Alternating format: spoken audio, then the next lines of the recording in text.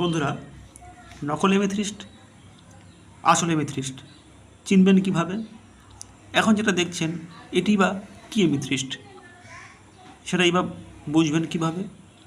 আসুন জেনে নিই এমেথিস্টের কয়েকটি বৈশিষ্ট্য। অরিজিনাল এমেথিস্ট সাধারণত এই ধরনের খুবই গ্লেজি টাইপের এবং নীলাভ একটি আভা দেখতে পাওয়া যায়, যেটি সাধারণত নকল এমেথিস্ট বা ইন্ডিয়ান এমেথিস্টের ক্ষেত্রে দেখা যায় না।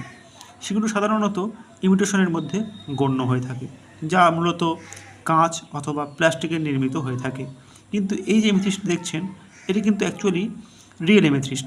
এবারে এই এমেথিস্টের বিভিন্ন কোয়ালিটি বা কালারের আপ ডাউন থাকতে পারে, কিন্তু মূল কথা হলো এটি কিন্তু একটি অরিজিনাল এমেথিস্ট, যা কিন্তু সহজেই আপনি চিনতে পারবেন। তো মূলত এমেথিস্ট বিভিন্ন প্রকারের হয়ে থাকে, কিন্তু এমেথিস্টের মূল যেটা বৈশিষ্ট্য সেটা হলো এটি কিন্তু উজ্জ্বল বেগুনি এক ধরনের আভা বা রশ্মি প্রদান করে, যেটি আলোয় ফেললে প্রকাশ পায়।